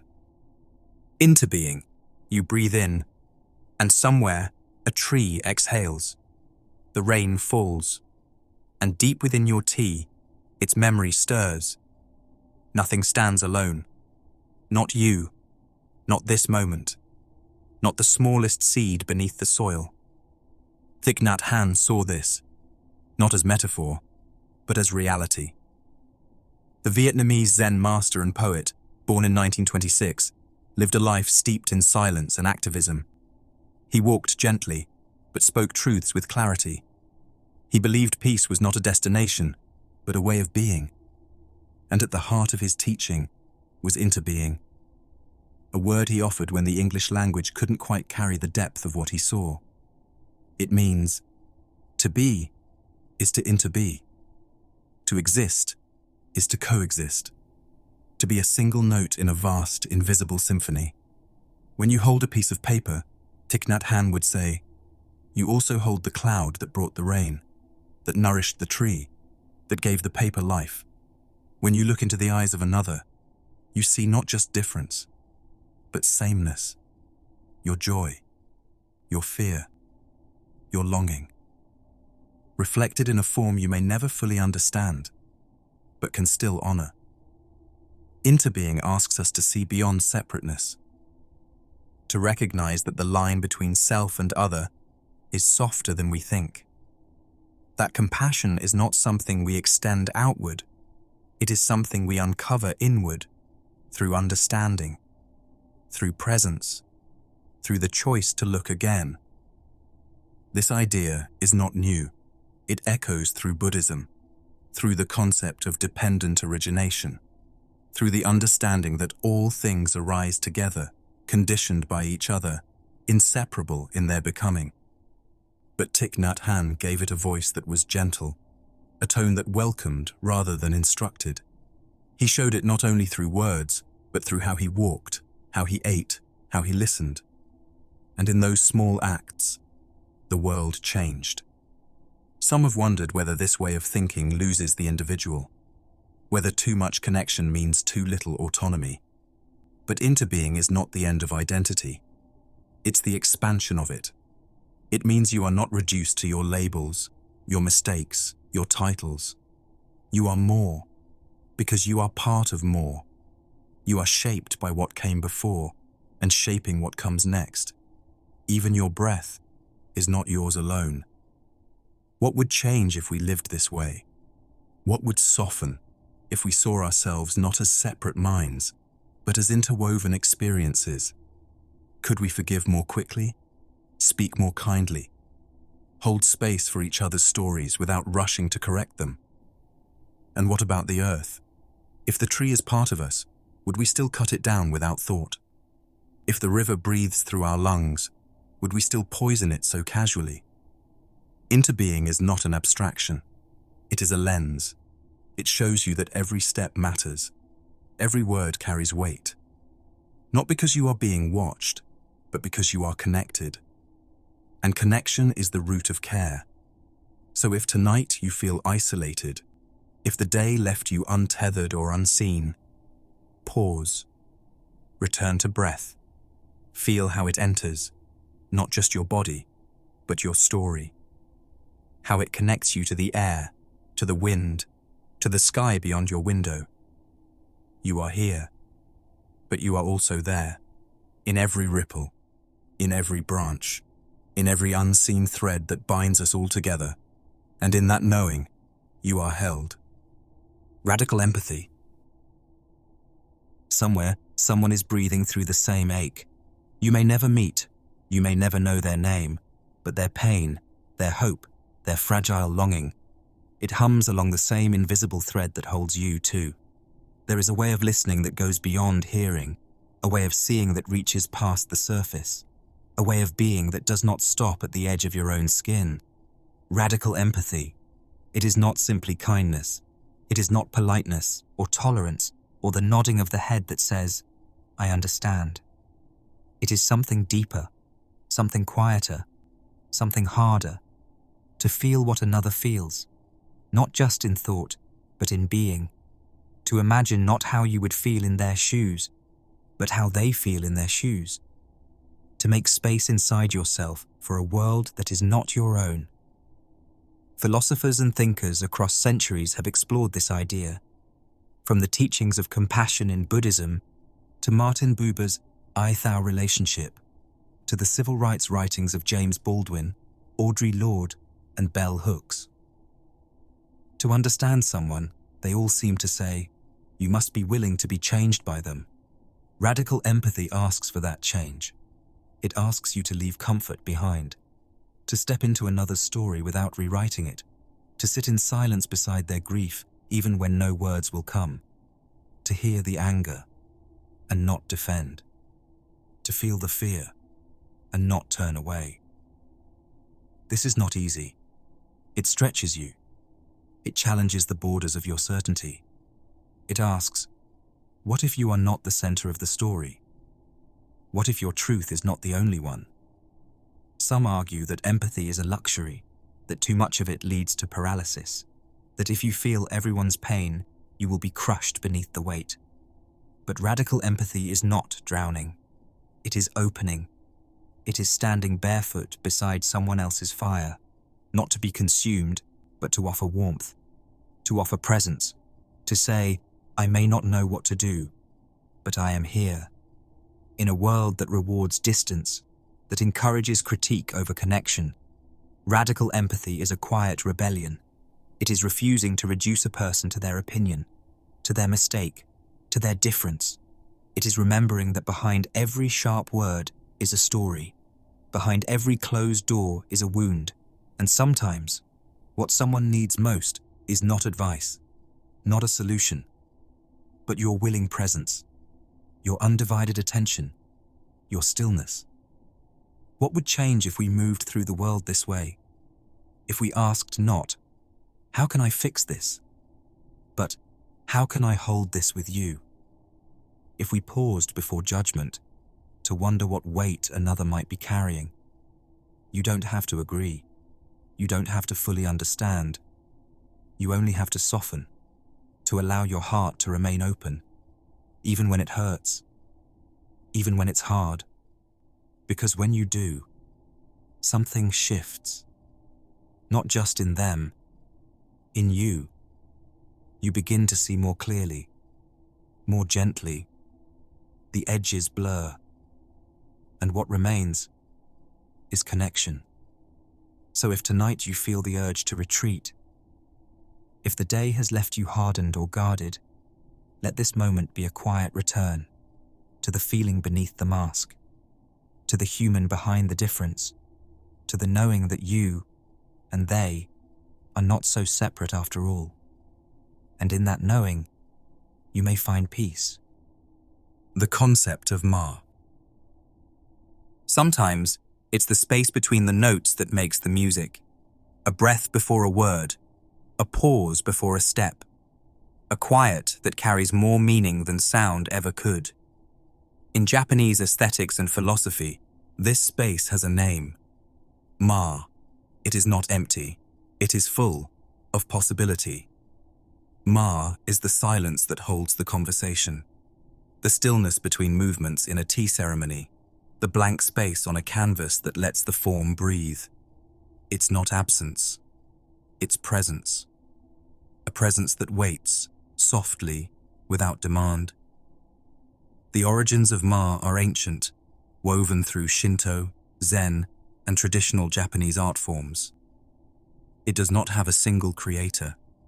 It emerged like mist, from a culture that learned to find beauty not just in things, but in the spaces that surround them. To understand Ma is to understand that what is not there is just as important as what is. That space is not a void. It is invitation, a moment held open, a doorway into awareness. In architecture, Ma is the room that feels expansive because of what isn't filled. In music, it is the rest, the silence that lets the melody land. In daily life, it is the pause before you answer, the stillness before you act. The idea is subtle. It resists being grasped too tightly. You cannot force Ma. You can only notice it, make room for it, allow it to enter, like light spilling across the floor. In a world that moves quickly, where productivity is praised and silence is often seen as lack, Ma offers a different rhythm, a slower one, a softer one that honors the spaces in between. Some might argue that too much emptiness becomes emptiness indeed. That space can turn to stagnation. That silence can become avoidance. But Ma is not escape. It is not disconnection. It is relationship. The relationship between elements, between actions, between people and the worlds they shape around them. Think of the space between two people in conversation. Not the words, the space. What lives there? Tension, curiosity, understanding. Ma gives that space a name. It teaches us that presence is not just about what we bring, but what we leave open. It asks, what would happen if you didn't rush to fill every pause? If your days had more stillness? If your home, your schedule, your mind had room for breath? What would bloom in the space you make? Ma invites you to live with more awareness of what isn't, to find beauty in restraint, to embrace simplicity not as lack, but as elegance, to realize that what's left unsaid can often be the most honest part of the sentence. So if tonight your mind is cluttered, if your thoughts feel crowded with noise and need and motion, let this be your Ma. Let the silence hold you. Let the space widen. You do not need to fill it. You only need to rest in it. There is room here, and in that room, you are enough. The veil of ignorance. What would justice look like if you didn't know who you would be? Not your name, not your wealth, not your skin, not your gender, your family, or your place on the map. Just a soul, waiting to arrive. In 1971, American philosopher John Rawls offered a thought experiment, one that would not require war or revolution, just imagination. He called it the veil of ignorance. He asked, how would we design a society, its rules, its rewards, its punishments, if we had no idea who we'd be in it, if we stood outside the world, blind to our future position within it? What kind of world would we choose to enter? Would we make the tallest towers taller, or build a stronger floor beneath the lowest feet?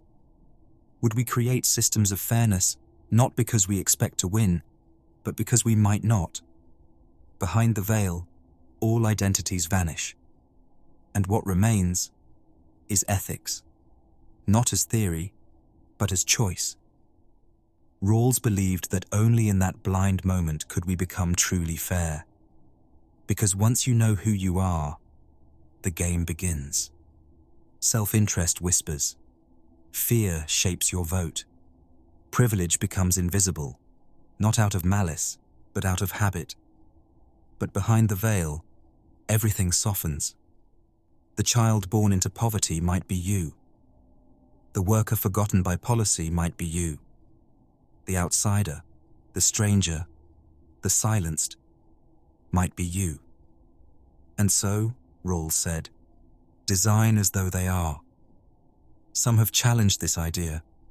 They say the veil is too abstract, that it removes the texture of real lives, that morality must account for context, not erase it. And perhaps they are right. But perhaps the veil is not about forgetting difference. It is about imagining fairness in its absence, about asking, what kind of world would I want to live in if I could be anyone? Would I still accept inequality if I might wake up without advantage? Would I still shape laws to protect the strong if I might be the vulnerable? Would I still cling to power if I didn't know whether it would be mine? This thought experiment is not a solution. It is a mirror. It shows us where our compassion ends, where our principles bend, where our justice begins to resemble self-preservation. And it asks, what if we started again, not with ideology, but with humility, with the quiet courage to say, I do not know who I would be, and because I do not know, I will choose for all. This doesn't mean abandoning ambition. It means balancing it. It means understanding that fairness is not about sameness. It is about dignity, about creating a world where everyone, no matter their draw in life's lottery, has a place to stand. So if tonight you find yourself wondering about fairness, about why the world feels tilted, try stepping behind the veil. Try forgetting for a moment your role. Try imagining the world as a place you are still waiting to enter. And from that place, ask, what would justice look like if it had to welcome you too? The leap of faith. There comes a moment when logic no longer holds, when reason runs its course, and all you're left with is silence and the space beyond, a space where doubt breathes, and still, you step forward. In 19th century Denmark, Søren Kierkegaard stood alone in thought. A philosopher, a theologian, a poet of inwardness. He didn't write for the many, he wrote for the one, the solitary soul, the self trembling before its own existence. And what he saw, he described not with certainty, but with longing, with fear, with faith. At the heart of Kierkegaard's philosophy is a strange kind of courage, the kind that appears not when everything is known, but when nothing is. He called it the leap of faith, not blind obedience, not careless belief, but a deliberate, trembling surrender to something that cannot be proven. He wrote that faith begins where reason ends, not because reason fails, but because life reaches deeper than what reason can grasp. Imagine standing on the edge of a chasm, no bridge, no guarantee, and yet something within whispers, jump, not because you're sure, but because staying still would mean refusing to live. Kierkegaard used the figure of Abraham, ready to sacrifice what he loved most, in obedience to a call no one else could hear. He called Abraham the knight of faith, not because of certainty, but because of devotion, because of trust in the face of the absurd. For Kierkegaard, this leap wasn't about religion alone. It was about existence, about becoming yourself, in a world that offers no stable ground. He believed that truth is not found by assembling facts, It's found in commitment, in the inner movement of choosing, of becoming. Some have criticized this. They say it glorifies irrationality, that it places belief above inquiry, that it invites people to leap into anything without evidence. And yet, Kierkegaard never said the leap was easy. He said it was terrifying. He called it fear and trembling. Because to leap is to risk everything, to let go of certainty, to choose love when it may not be returned, to follow conviction when the road is unclear, to trust, not because you're sure of the outcome, but because your soul won't rest unless you do. This is not recklessness, it's reverence, a recognition that life, at its deepest, cannot be mapped, only met. And in that meeting, something shifts. You become responsible for your own meaning. You stop waiting for guarantees. You begin to walk. Not because the ground is firm, but because standing still is no longer enough. So what leap are you facing now? What quiet knowing have you buried beneath logic? What invitation have you heard, again and again, in the silence of your own heart? What if you listened, not blindly, but fully? What would it mean to trust, not in outcomes, but in the act of trusting itself? To live as though the truth were not behind you, but ahead, waiting for your arrival. Kierkegaard did not offer comfort. He offered honesty, the kind that cracks open the shell of easy answers and leaves you only yourself. So, if tonight you find yourself trembling before the unknown, if a question sits heavy in your chest, you are not alone. You are standing where the leap begins, and in that trembling, there may already be faith. Master your emotions. You feel the wave rising before you see it. Anger, fear, sorrow. The body responds before the mind can catch up. A quickening pulse, a tightening chest, a thought that flickers and expands. But you are not the wave. You are the ocean beneath it. In the stillness of night, nearly 2,000 years ago, a Roman emperor wrote to himself, not as a ruler, not as a god, but as a man trying to understand how to live.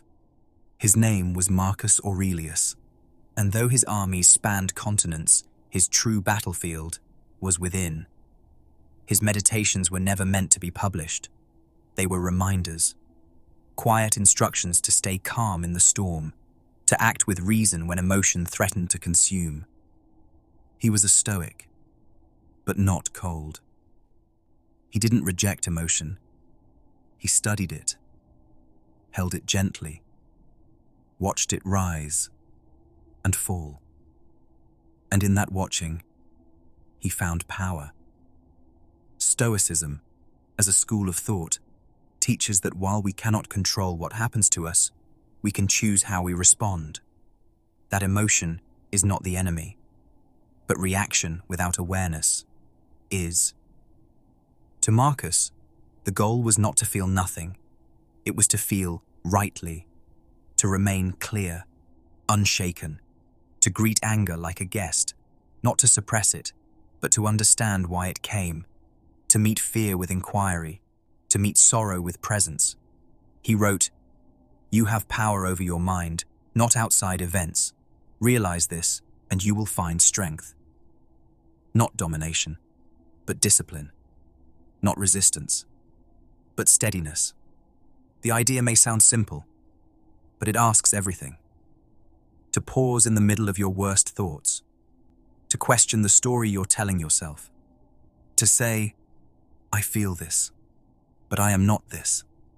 This is hard, especially when the world feels fast and loud, especially when someone wounds you and you want to lash back, especially when grief wraps itself around your ribs and doesn't let go. But this is the work, not of controlling others, but of returning to yourself, again and again, not to erase feeling, but to meet it with clarity. Some argue that stoicism can become emotional repression, that it risks turning people into stone rather than sages. But Marcus Aurelius never called for apathy. He called for courage. The courage to sit with your own discomfort, to act justly, even when you're boiling inside, to forgive, not because it's easy, but because bitterness is a chain you place on your own wrists. What would it mean to master your emotions? Not to silence them, but to guide them, to feel without being ruled, to respond without being swept away, to hold space for your own humanity without becoming lost in it. Imagine the next time someone criticizes you. Instead of reacting, you breathe. You observe the sting. You watch it pass. You ask, what is true here? What is mine to carry? What can I let fall? This is not perfection. It's presence, a gentle strength, a steady flame. So if tonight you feel overwhelmed, if something inside you tightens, wanting to shout or run or collapse, remember, you are not the wave, you are the ocean, and the ocean always returns to calm. Existence precedes essence. You are not born with a label. You arrive like soft clay, shaped not by destiny, but by the hands of your choices. In the aftermath of war, in a Europe aching for meaning, Jean-Paul Sartre stepped into the quiet, a philosopher, novelist, and thinker of the human condition. He looked not upward toward heaven, nor backward into tradition, but forward into freedom. And what he saw, he put into a single phrase. Existence precedes essence. In simpler terms, you exist first, and only then do you become who you are. You are not born with purpose written into your bones. You are not a tool made for one task. You are not defined by your function.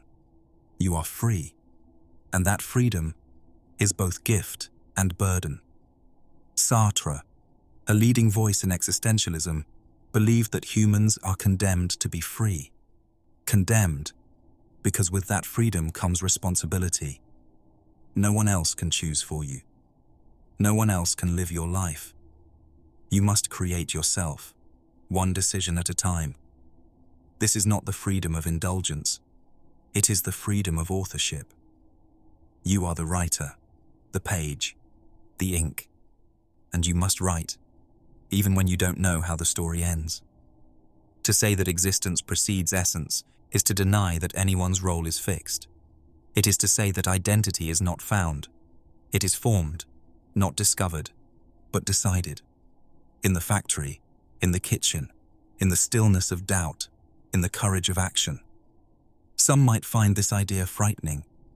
If nothing defines you but your choices, then who are you really? And what happens when you feel lost, untethered? Is that too your own doing? Sartre did not offer comfort. He offered clarity. That anxiety is part of freedom. That meaning is not something waiting to be revealed, but something waiting to be created by you, through your projects, through your commitments, through your refusal to let others write your name before you've had the chance to speak it. But critics have wondered, does this leave us too alone, too isolated in our self-making? Does it ignore the weight of history, the pull of community, the truths we inherit before we can speak? Perhaps. But perhaps Sartre's point is not that you must become alone. It is that you cannot become without deciding. That even when the world tries to define you, the final word is yours. You can say, no. You can say, maybe. You can say, this is who I choose to be. What would change if you believed that? If you saw your life not as a search for your essence, but as the space where it is slowly written? What if you let go of the idea that you must be one thing forever? What if you allowed yourself to evolve, to shed, to grow? And what if, in the quiet hours of self-reflection, you asked, what kind of life feels true to me now? Not someday, Not when I've earned it. Now. Existence precedes essence, and because it does, you are not late. You are not broken. You are becoming. And that is enough. So let that thought hold you tonight. Let it loosen the grip of expectations. Let it soften the noise of comparison. You are not a finished sculpture.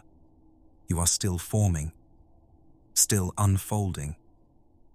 And there, in that unfolding, is your freedom. The philosophical parking lot. Some thoughts arrive too early, before you're ready, before they're ready. They knock once, soft and strange, and then disappear, leaving behind only a question or a feeling. And sometimes, the wisest thing you can do is let them wait. There is a place, quiet and invisible, where these thoughts go, not to be forgotten, but to rest. The philosophical parking lot, not a theory in textbooks, not a formal school of thought, but a gentle practice, a space you build within your mind, intentionally, patiently, a space where unformed questions, incomplete beliefs, and unresolved paradoxes can sit, without pressure, without shame, because not every idea needs to be solved the moment it arrives. Not every discomfort needs a resolution. Some truths take time to reveal themselves, and some are not meant to be solved at all. Writers, thinkers, and teachers across disciplines have quietly practiced this, even if they didn't name it. Socrates, who knew more for his questions than his answers. Simone Weil, who sat in silence longer than most could bear. Lao Tzu, whose words leave as much space as they fill. Even the Buddha, who when asked about certain metaphysical questions, chose not to answer, not because he didn't know, but because answering would not help. The philosophical parking lot is not about evasion, it's about reverence. The willingness to say, I don't know. Yet, or maybe ever. But I will hold this thought, gently. I will let it sit in the back of my mind, like a seed tucked into soil that has not yet warmed. This space honors complexity. It welcomes contradiction.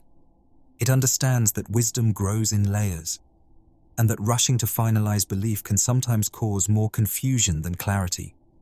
Some may see this as indecision, as weakness. But to live with open questions is not to lack courage. It is to have enough courage not to pretend certainty. It is to trust that your mind, your spirit, your intuition, when given space, will shape understanding in its own time. What's in your parking lot now? A question about what it means to live well. A memory you can't quite place in the story you've told about yourself. A belief you're beginning to outgrow, but aren't ready to release. What if you didn't need to decide tonight? What if the act of pausing, of setting the thought aside without rejecting it, was part of the process? You don't abandon the thought. You simply loosen your grip. And in doing so, you invite something else. Peace. The kind of peace that lives in acceptance, in patience, in presence. Because the mind, like a room, needs space to breathe. And some thoughts need more room than others. So if tonight you find yourself circling a thought you cannot solve, if the edges won't meet or the truth won't land, build your parking lot. Place the thought down, lovingly. Let it rest. Let it wait. And in the silence that follows, you may find the answer has already begun to form. Embrace uncertainty as opportunity. There is a fog that settles at the edge of every new path. It does not speak. It does not warn. It simply waits, soft and still, asking you to move forward, even though you cannot see where it leads. In the heart of 19th century Denmark, Søren Kierkegaard watched as the world reached towards certainty, through science, through systems, through belief. but he saw something deeper in the spaces that couldn't be measured. He saw the power of not knowing. He called it anxiety, but not the anxiety we try to fix, not the kind that grips you in fear. This was the anxiety of possibility, the quiet trembling that arrives when everything could change, and you're not sure if you're ready. Kierkegaard believed that this trembling is sacred, because it means you are alive at the edge of becoming. It means you have not settled, that you are still willing to ask, to reach, to stand before the unknown and say, maybe. He wrote that the greatest leaps in life require faith, not in a specific outcome, but in the act of leaping itself. To embrace uncertainty is to accept the truth that the future is unwritten, and that your life is a question still being answered. This can feel terrifying. We are taught to crave control, to chart every detail, to eliminate doubt. But Kierkegaard reminds us, it is through uncertainty that freedom enters. It is only in the absence of guarantees that true choice is born. You cannot discover who you are in a world without risk. It is in the space of unknowing that selfhood is shaped. Some have argued that uncertainty breeds suffering, that it leads to paralysis, confusion, despair. But Kierkegaard would ask, what if despair is not the product of uncertainty, but of refusing to face it? What if the ache inside you is not a flaw, but a doorway? A quiet pull toward what's possible. Uncertainty does not demand that you understand, only that you remain open. It invites you to let go of needing every answer before you begin, to trust that the step you cannot see is still worth taking. What if your path is not hidden, but waiting to be made by your walk? What if the next chapter of your life isn't written in clarity, but in courage? What would you do if you stopped waiting for certainty to give you permission? Could you begin gently anyway? Could you sit in the mystery, not to escape it, but to listen? Kierkegaard knew that this isn't easy. He didn't ask for easy. He asked for honesty. The kind that says, I do not know, but I will live anyway. So, if tonight you find yourself unsure about your choices, your timing, your direction, let that be okay. Let the fog rise. Let the questions swirl. And in their quiet, remember, uncertainty is not the absence of something. It is the presence of possibility. And in that presence, you are free.